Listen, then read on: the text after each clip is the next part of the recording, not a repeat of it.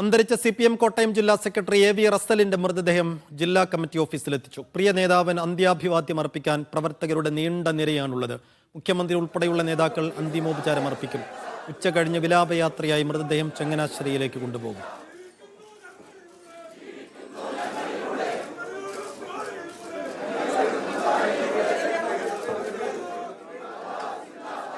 ജോസി ബാബു വിശദാംശങ്ങൾ നൽകും. ജോസി, പ്രിയ സഖാവിന് വിട നൽകാൻ ഒരുങ്ങുകയാണ് കോട്ടയം.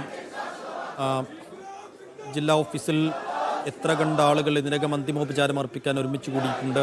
എത്ര സമയം അവിടെ അന്തിമോപചാരത്തിന് ഈ പൊതുദർശനത്തിന് അവസരമുണ്ടാകും? പിന്നീട് എപ്പോഴാണ് സംസ്കാര ചടങ്ങ്?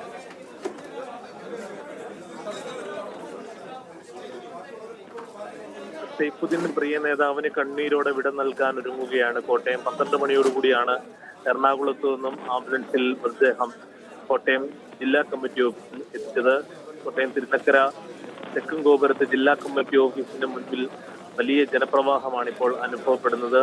നൂറുകണക്കിന് പേർ പ്രിയ നേതാവിനെ അവസാനമായി നേരിൽ കാണുവാനും അന്തിമോപചാരം അർപ്പിക്കുവാനും ഇവിടെ എത്തിയിട്ടുണ്ട്. മന്ത്രി റോഷി അഗസ്റ്റിൻ, മന്ത്രി PN വാസവൻ, CPM-ന്റെയും ഇടതുമുന്നണിയുടെയും സംസ്ഥാന ജില്ലാ നേതാക്കളൊക്കെയും ഇവിടെ പാർട്ടി ഓഫീസിലെത്തിയ അദ്ദേഹത്തിന്റെ അന്തിമോപചാരം അർപ്പിക്കുന്നു.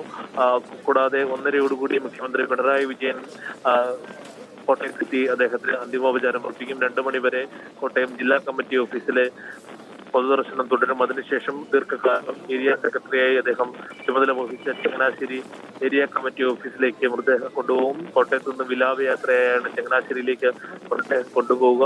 അവിടെയും പൊതുദർശനത്തിനുള്ള ക്രമീകരണങ്ങൾ ഒരുക്കിയിട്ടുണ്ട്. വൈകിട്ടോടെ ചെങ്ങനായിലെ വീട്ടിലേക്ക് മൃതദേഹം കൊണ്ടുപോകും. അവിടെയും പൊതുദർശനത്തിനുള്ള ക്രമീകരണങ്ങൾ ഒരുക്കിയിട്ടുണ്ട്.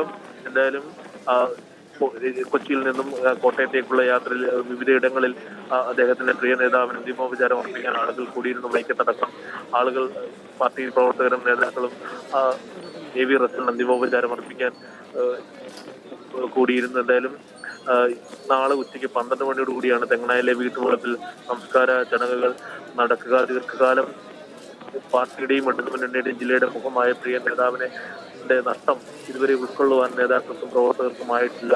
അർബുദബാധിതനായി ദീർഘകാലമായി ചികിത്സയിലായിരുന്നു. ഇപ്പോഴും അദ്ദേഹം ചെറിയ ഇടവേളകളെടുത്ത് ചികിത്സയ്ക്ക് ശേഷം പാർട്ടി പ്രവർത്തനങ്ങളിൽ സജീവമാകുന്ന കാഴ്ചയായിരുന്നു നമ്മൾ കണ്ടിരുന്നത്. ആരോഗ്യപരമായ പ്രശ്നങ്ങൾ ഉള്ളപ്പോൾ പോലും അത് പുറത്തറിയിക്കാതെ വളരെ ഊർജ്ജസ്വലനായി പാർട്ടി പ്രവർത്തനങ്ങൾ സജീവമായ നേതാവിനെയാണ് എല്ലാവർക്കും പരിചയം. കഴിഞ്ഞ ദിവസമാണ് ചെന്നൈ അപ്പോളോ ആശുപത്രിയിൽ ക്യാൻസറുമായി ബന്ധപ്പെട്ടുകൊണ്ടുള്ള ശസ്ത്രക്രിയയ്ക്ക് അദ്ദേഹം വിധേയനായത്.